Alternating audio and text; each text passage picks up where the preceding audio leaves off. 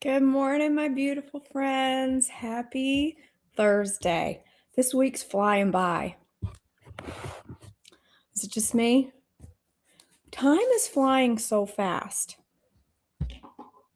And you know how I know that for sure? Is because we just bought a new truck and we just bought it. Just bought it. And I already got the bill for the first payment, even though I already paid the first payment. It's already come due in 10 more days. That means time is flying. It's a brand new truck and I already have to pay for it. Unacceptable. I'm supposed to bask in the glow of a new truck without making payments that quickly. Is it just me that feels that way? Anyway, it's been a wild morning around here. Winnie is on a unique tear this morning. She's finally taken a bit of a chill pill on her favorite spot in the house. Right, Winnie? Hey, Winnie. But she has, I bought a new sweater on clearance. Fortunately, it was only a $5 sweater, which I'm grateful for because now I have 82 snags already from the Winnie.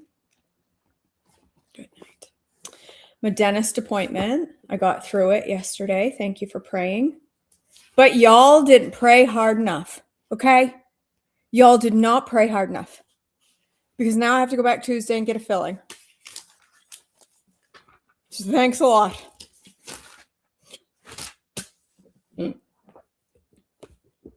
Do better.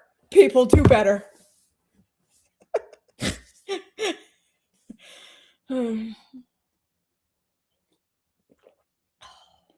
It's okay. I would rather have a filling than a cleaning. I hate getting my teeth cleaned. I hate it. All right. Good morning. Happy March 5th. The water of purification, Numbers 19, 1 through 22. The Lord said to Moses and Aaron, "Here is another legal requirement commanded by the Lord. Tell the people of Israel to bring you a red heifer, a perfect animal that has no defects and has never been yoked to a plow. Give it to Eleazar the priest, and it will be taken outside the camp and slaughtered in his presence. Eleazar will take some of its blood on his finger and sprinkle it 7 times towards the front of the tabernacle. As Eleazar watches, the heifer must be burned, its hide, meat, blood, and dung. Eleazar the priest must take a stick of cedar, a hyssop branch, and some scarlet yarn and throw them into the fire where the heifer is burning. Then the priest must wash his clothes and bathe himself in water. Afterward, he may return to the camp, though he will remain ceremonially unclean until evening. The man who burns the animal must also wash his clothes and bathe himself in water, and he too will remain unclean until evening. Then someone who is ceremonially clean will gather up the ashes of the heifer and deposit them in a purified place outside the camp. They will be kept there for the community of Israel to use in the water for the purification ceremony. This ceremony is performed for the removal of sin. The man who gathers up the ashes of the heifer must also wash his clothes, and he will remain ceremonially unclean until evening. This is a permanent law for the people of Israel and any foreigners who live among them. All those who touch a dead human body will be ceremonially unclean for 7 days. They must purify themselves on the 3rd and 7th day with the water of purification. Then they will be purified. But if they do not do this on the 3rd day and 7th day, they will continue to be unclean until the 7th day. All those who touch a dead body and do not purify themselves in the proper way defile the Lord's tabernacle, and they will be cut off from the community of Israel. Since the water of purification was not sprinkled on them, their defilement continues. This is the ritual law that applies when someone dies inside a tent. All those who enter the tent and those who were inside when the death occurred will be ceremonially unclean for 7 days. Any open container in the tent that was not covered with a lid is also defiled. And if someone in an open field touches the corpse of someone who was killed with a sword or who died a natural death, or if someone touches a human bone or a grave, that person will be defiled for 7 days. To remove the defilement, put some of the ashes from the burnt purification offering in a jar and pour fresh water over them. Then someone who is ceremonially clean must take a hyssop branch and dip it into the water. That person must sprinkle the water on the tent, on all the furnishings in the tent, and on the people who were in the tent, also on the person who touched the human bone, or touched someone who was killed, or who died naturally, or touched a grave. On the 3rd and 7th days, the person who is ceremonially clean must sprinkle the water on those who are defiled. Then on the 7th day, the people being cleansed must wash their clothes and bathe themselves, and That evening they will be cleansed of their defilement. But those who become defiled and do not purify themselves will be cut off from the community, for they have defiled the sanctuary of the Lord. Since the water of purification has not been sprinkled on them, they remain defiled. This is a permanent law for the people. Those who sprinkle the water of purification must afterward wash their clothes, and anyone who touches the water used for the purification will remain defiled until evening. Anything and anyone that has defiled that a defiled person touches will be ceremonially unclean until evening. Moses strikes the rock, Numbers 21 through 13. In the first month of the year, the whole community of Israel arrived in the wilderness of Zin and camped at Kadesh. While they were there, Miriam died and was buried. There was no water for the people to drink at that place, so they rebelled against Aaron and Moses. The people blamed Moses and said, "If only we had died in the Lord's presence with our brothers, why have you brought the congregation of the Lord's people into the wilderness to die, along with our livestock? Why did you make us leave Egypt and bring us here to this terrible place? This land has no grain, no figs, no grapes, no pomegranates, and no water to drink." Moses and Aaron turned away from the people and went to the entrance of the tabernacle, where they fell face down on the ground. Then the glorious presence of the Lord appeared to them. And the Lord said to Moses, "You and Aaron must take the staff and assemble the entire community. As the people watch, speak to the rock over there, and it will pour out its water. You will provide enough water from the rock to satisfy the whole community and all their livestock." So Moses did as he was told. He took the staff from the place where it was kept before the Lord. Then he and Aaron summoned the people to come and gather at the rock. "Listen, you rebels," he shouted. "Must we bring you water from this rock?" Then Moses raised his hand and struck the rock twice with the staff, and water gushed out. So the entire community and their livestock drank their fill. But the Lord said to Moses and Aaron, "Because you did not trust me enough to demonstrate my holiness to the people of Israel, you will not lead them into the land I am giving them." This place was known as the waters of Meribah, which means arguing, because there the people of Israel argued with the Lord, and he demonstrated his holiness among them. Edom refuses Israel's passage, Numbers 14 through 21.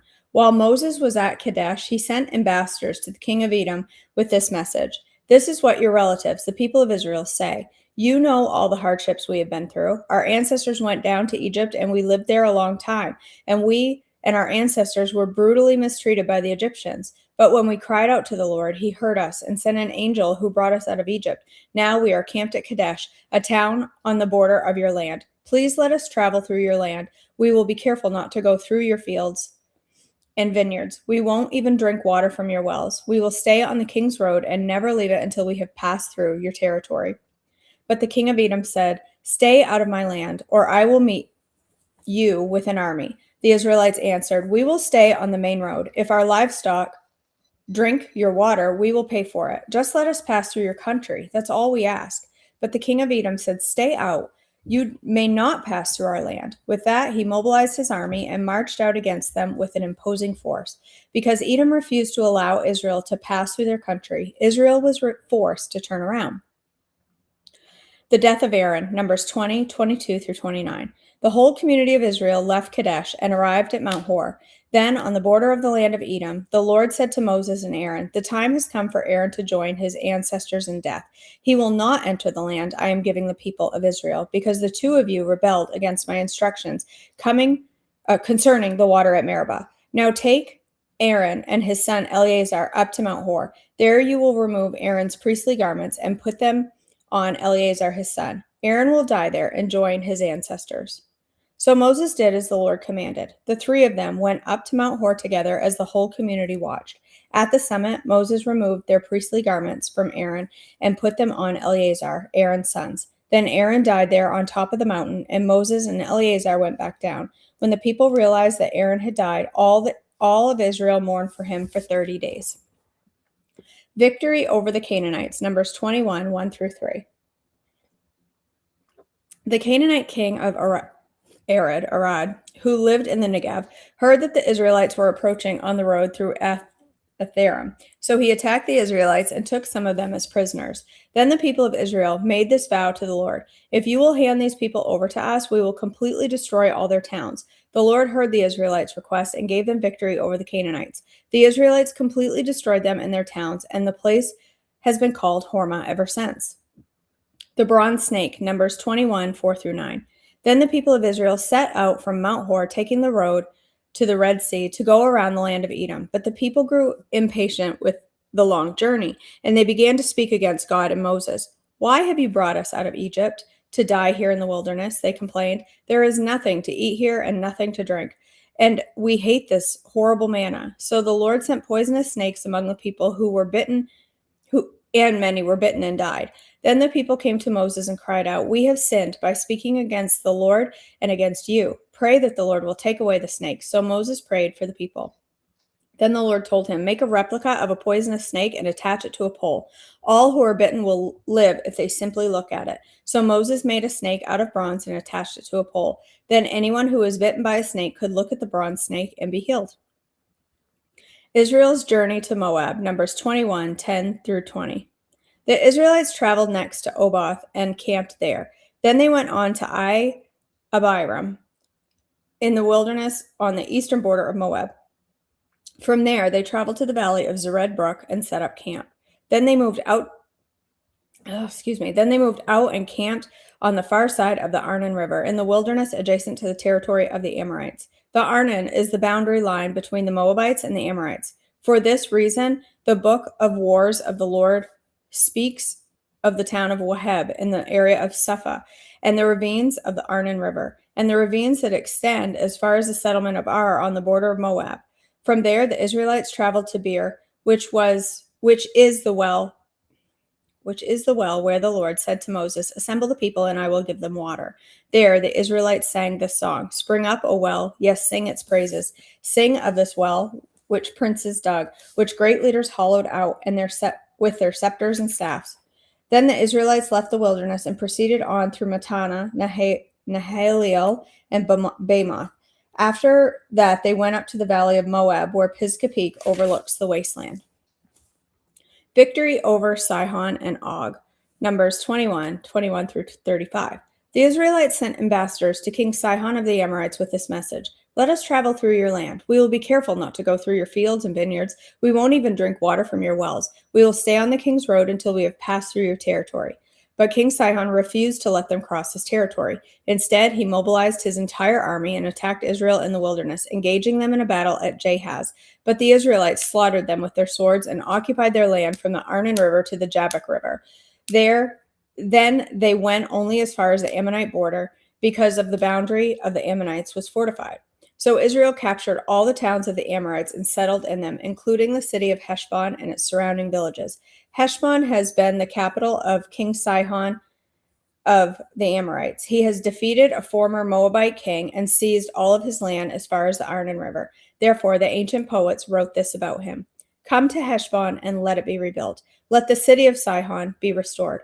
A fire flamed forth from Heshbon, a blaze from the city of Sihon. It burned the city of Ar in Moab. It destroyed the rulers of the Arnon Heights. What sorrow awaits you, O people of Moab?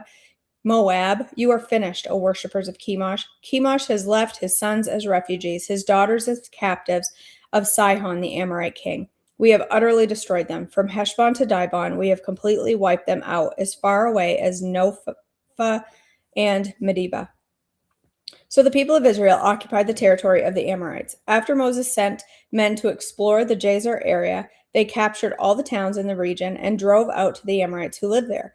Then they turned and marched up the road to Bashan. But King Og of Bashan and all of his people attacked them at Edrei.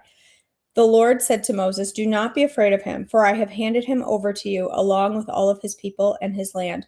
Do the same to him as you did to King Sihon of the Amorites, who ruled in Heshbon." And Israel killed King Og, his sons, and all of his subjects. Not a single survivor remained. Then Israel occupied their land. All right.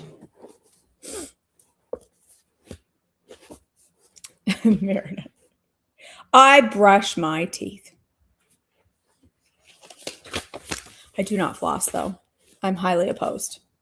Just so we're all on the same page, flossing is, I think it's against the Bible or something.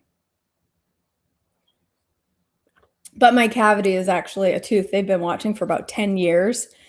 And it's just been good and good and good until all of a sudden, like, the outside has just barely started to break through. So she said, now's the time to fill it. Yay. Uh-oh. Where was I? I can't see the mark. Right here. Okay. Breaking free from body shame, 206. Halfway down. Because this is a fact-based timeline, I'm here to tell you that no metrics in my body have shifted. I weigh what I weighed in March 2020, and I look roughly the same, except that my hair has gotten to be ridiculously long because I've taken the pandemic as a solid excuse to stop going to the hairstylist. I still take medications for my autoimmune disorder and get vitamin B12 shots once a month to help my energy and immunity. I'm still the size I was. It's still me. Except I know I'm free. I know my body is good. I know it isn't defined by the expectations or the characteristics of this fallen world that cause it to experience pain. I love this body. It breathes and moves and builds the kingdom of God. It grows and groans and gives great hugs. It gives me a home to experience heaven on earth. It gives me space to be still and small when the world seems to be spinning out of control. I want to experience the ultimate healing that is headed its way in eternity, but I don't want to ditch this body like it's been bad all along. I want to spend the rest of my life showing gratitude and grace towards this particular body that God intentionally placed me in. I love this body. And if I could hand you a pill or tell you to say a special prayer and feel this way, I would. I'd give it to you for free because I do now know that it is possible for someone who has felt the depths of pain and hatred towards her own flesh to feel grateful and filled with gratitude. But the best thing I can give you is this path that I have walked. Rename your body as good with God. He called it that first. Agree with him. Change your language and watch the culture change around you. Speak life and watch life mirrored back to you. Give your body rest from provoking it and trying to make it better. Stop treating your body like a project to be finished and give it space to breathe. Stop trying to beat the curse. Stop requiring your body to be better. Say yes to the rest God has provided. Find restoration through worship. Let your body be a place where you see God, see his grace, and also see him bring growth. Let God change your mind about what your body can do and what it's for. Worship when you eat, drink, move, and experience your body. This is what you are made for.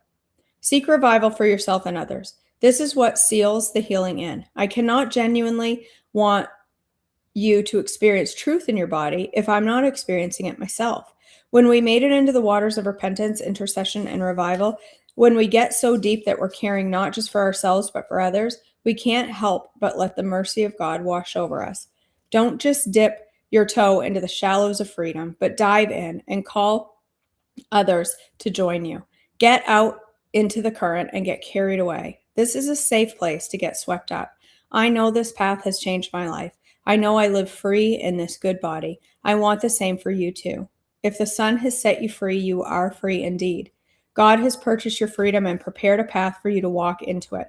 What testimonies will you tell about your body, about the weeks and years to come? What dates will you write down as the moments you will begin to believe and live as if your body was good? Will it be today? All done. I love this book so much. This book has changed me in so many ways. All done. We'll probably read it again next year because I think we need to read it every year.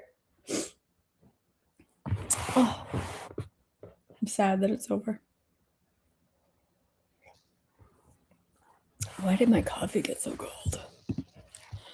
Let me scroll back, make sure I didn't miss any chat. I did not. All right, girls. I feel like there was something else I was going to tell you guys, but maybe it's just in my head. It's probably just in my head. Yeah, I can't think. All right, my dears, let's go ahead and end in prayer. God, our Father, we thank you for this day. Thank you for joining us together. Thank you for the reading of your word. Thank you for being a God that we can boldly approach the throne with our hearts of concern and worry and fear and doubt and all of the things, that we can bring it to your feet and lay them at your feet. God, help us to surrender those things to you today, to give them all over to you, and accepting your grace and your peace and the mercy that you give us each day. God, I lift up each woman here to you. I know the struggles and troubles in this community are many, God, and I just ask for your strength and mercy and provision today for each and every one of them. God, our choices matter. We know that. And how it impacts our health, we know is important. And God, help us to make the choices that you would have us to make today, the choices that heal our body, strengthen our body, nourish our body.